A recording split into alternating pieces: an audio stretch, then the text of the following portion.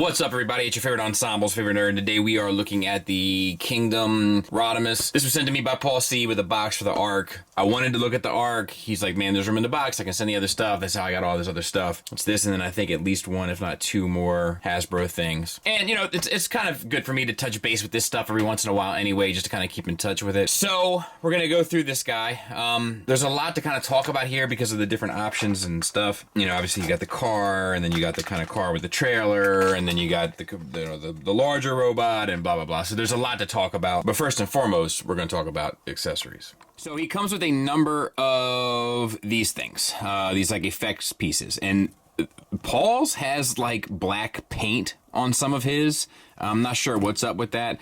But most of them are just these kind of pegs, these clouds are just a translucent blue. They are modular to some extent, so you can kind of connect multiple pieces of them in order to get the desired effect you're looking for. And then we have these two things, which are supposed to be, I think, smoke for the exhaust. However, they look awful. They should have gone with a gray, you know, unless maybe he's got to get an emissions test, you know what I'm saying?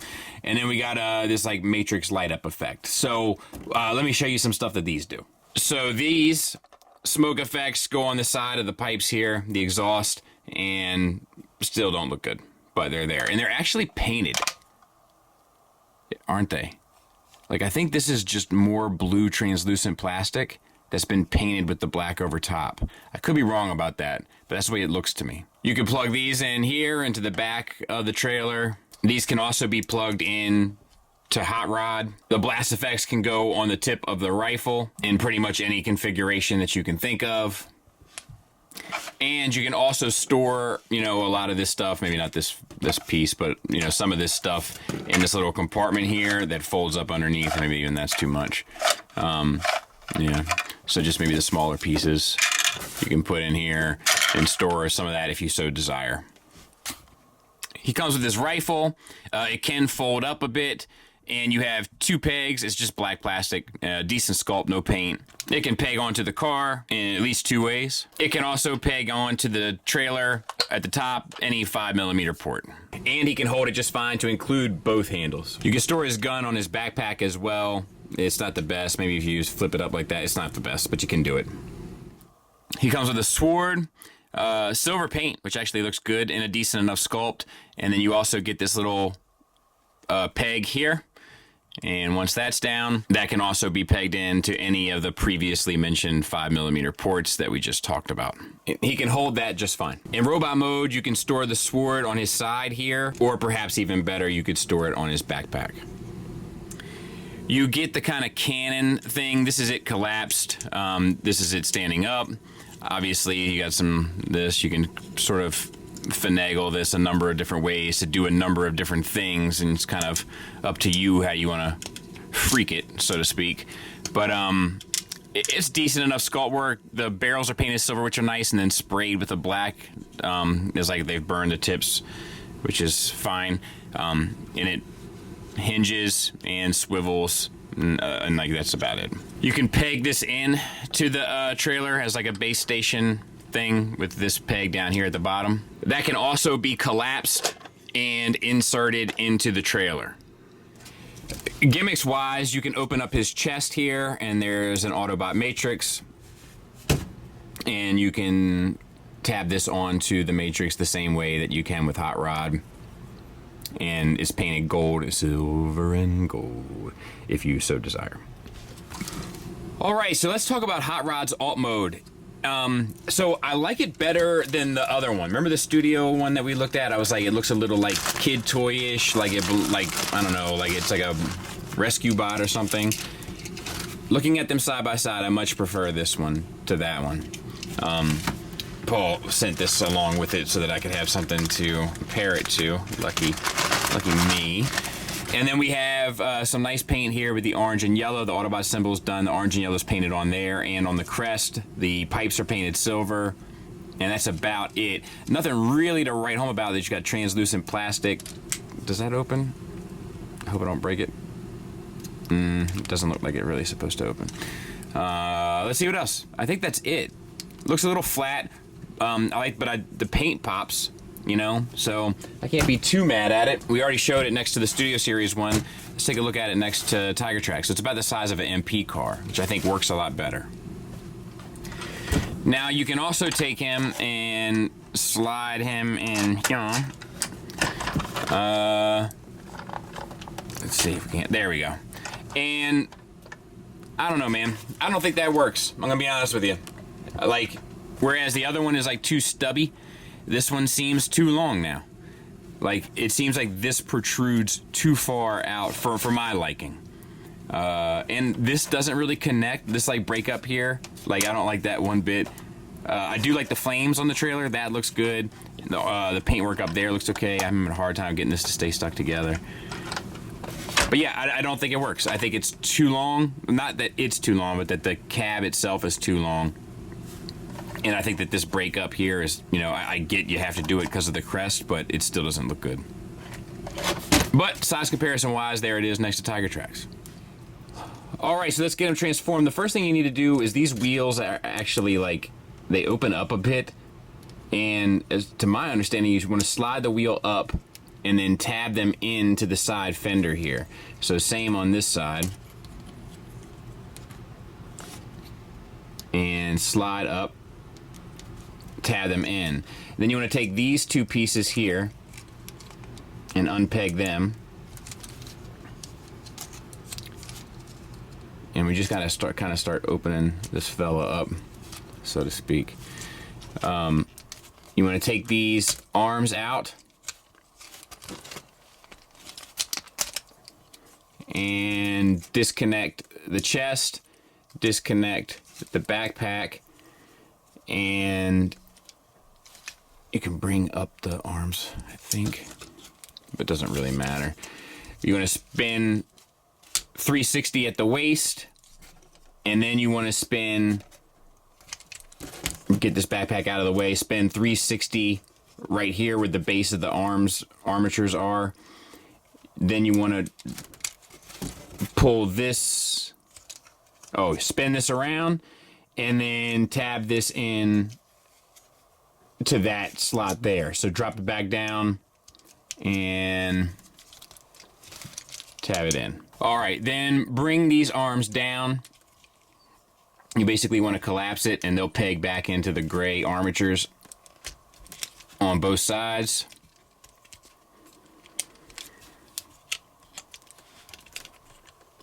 And let's see. We can do this here. Extend at the bicep just a taste. And you want to take this piece, fold this piece up, flip this piece up, spin this around till it sits down at the bottom, and then you'll see there's a tab that'll go into the bottom of the forearm, and then this tab will go into the side of the forearm, or vice versa. All right, and then we had the same on this side, so let's go ahead and do that. This folds, this folds, this folds, this swings onto the other side so that it can all collapse back. And then we'll move that. Now for this part, you have to fold in these two pieces underneath. That gray piece needs to sit on that black tab. And then the black tab needs to come back, or the gray tab here needs to come back and insert through the windshield. There. All right, give yourself some space here. Open up the legs, open up a little bit. And then we have these panels here on the back, I believe. Yep, open them up. Extend the legs. Push the tires up into the fender there, and then rotate them around until they sit in that gap. And I tell you, I don't like that at all. It's like, it's a little tight clearance. I just wouldn't expect that from, the main line. All right, so then fold that around, and that just sits flush against it. Same on this side. Snap the tire in. Double hinge, so use the top hinge. Close up. Extend the... And I think... and then fold these side and fold these back all the way around. And I think that's it. I'll clean them up. We'll take a look at them. Right. So we'll start with the head sculpt. I think it's pretty bad. I'll be honest with you. I think it's ugly, and I think the eyes are like too close together. It doesn't look like Rodimus Prime to me. Sorry. I know that probably ruffles some feathers, but it doesn't look good to me. That's subjective, of course, but that's my thoughts on it. There's a lot of different shades of red up here. It doesn't bother me. Some are painted, some are not. The silver looks good. The silver's painted. The metallic blue eyes look good. The head itself is on a hinge at the neck, and then a ball peg from the neck into the head. Let me raise the camera up just a little bit. Using both, you can get the head down, up, swivel, confused Rodimus look. We get the chest. Once again, we saw this in the car. It's painted beautifully. Really, really, really well done. Same for the headlights there. The shoulders, we have some silver accents. We have a hinge at the shoulder. Gets the shoulder up to about there, a little short of 90 degrees. The bicep swivel is actually at the elbow. It's a little wonky because of these pipes here. Like, I don't know. It's not a great joint. You also get a 360 here, the universal. We get a wrist swivel, and then we get the fingers on a base pin knuckle, and the index finger has an additional knuckle, which is just interesting to me. And I feel like that whole finger should move, but I'm not going to force it. All right, let's back the camera out a taste. Same for the other side. Like I said, just that bicep joint is weird. It's mainly because of this. You know, to each his own, I suppose. We have, and this has a tendency to come undone for me too, like Duran Duran, remember? But we have a waist swivel, no problems there. There's some weird stuff going on with this paint. Like this red is painted on top of that red, which is nice, especially for a Hasbro product. But if you can see, like it's not quite painted right on this one. Like this is a different shade than this. I'm not sure if it didn't get the full treatment or what's going on. We have hip skirts there on the side. Out to the side range is there. It's not the full Van Damme, but it's more than you'll ever need. And forward and back, you get to there. Once again, you don't get the full back, but it's more than you'll ever need. We also get a thigh swivel. The orange is painted on the thighs. Looks great. Sculpted well. No hollowness. Well done. Actually, the arms look good too, hollowness-wise. Double jointed knee. Get you a little bit past 90 degrees. No paint whatsoever for the lower legs, which is a real bummer. And I feel like the color's a bit off too, and didn't have to be. Ankle tilt, it's not really, it's on the toe, but I say we give it to him. Down, you do get the ankle tilt up, and then you get the full rocker. And then there he is from the back. It's okay. It's got some issues. It's got some stuff that really works for it, and it's got some stuff that kind of doesn't. But it's not hateful. Let's do some size comparisons. There it is with the Seeker. It seems a little short, like he seems a little stubby to me. Maybe that's just me, but that's really the only size comparison I had that makes sense here. I guess I could transform his hot rod and put it through more wear and tear, but I'm not going to. If you need more information, I just happen to have a tape measure here. He's about 6 3/4 inches to the top of his head. Now his trailer can also be used for his robot mode just by opening up these sections. You know, you can open up this if you want. Kind of your call. These are on pistons, which are cool, but you know, open this up here, you know, and you got his little base mode. Plug in his, you know, blaster here, which I've already showed you, right? But just a refresher, if you so desire. And then you can have him kind of manning the station if you choose, right? Up to you.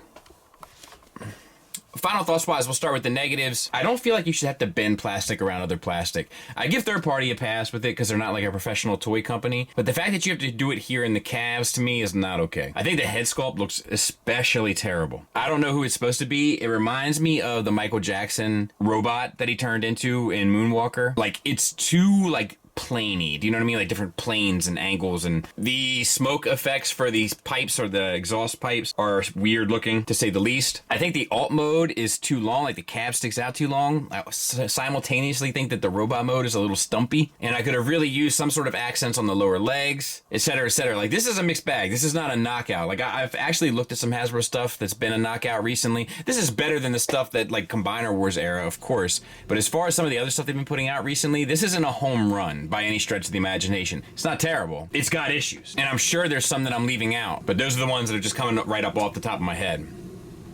But it's not a complete failure either. It has a lot going for it. The orange and yellow paint is fantastic. It works everywhere it's applied. It works on the crest, it works on the chest, it works on the thighs. The silver is also painted nicely too. It helps the character pop. There's not a whole lot of hollowness on this guy like we're used to seeing. Like, limited waffles here for sure. The transformation is actually fun and intuitive and interesting. And I like the metallic painted blue eyes. I should have mentioned that as well. But they should have painted like the silver here and the hook. Like, they still should have gone the extra mile. But the question comes down to, it's also the articulation works, with the exception of the bicep swivel. The articulation works across the board, and you can get them into some pretty dynamic poses, as I think I've displayed so far. But is all of that worth $100? Well, here's the thing. I know masterpiece figures that you can get for around the same price point, and with that being said, I don't think this guy levels up or matches up to that at all. So I can't really recommend this guy in good conscience. If money's not an option, fine, but like, it seems like a good figure, but it doesn't seem like it should be any more than, say, 50 to 60 bucks, in my opinion. And had it been 50 to 60 bucks, I probably would have recommended it. So a lot of my non-recommend is coming down specifically to price point here. Hope that helps. Thanks for listening. Thanks for watching. Until next time, take care.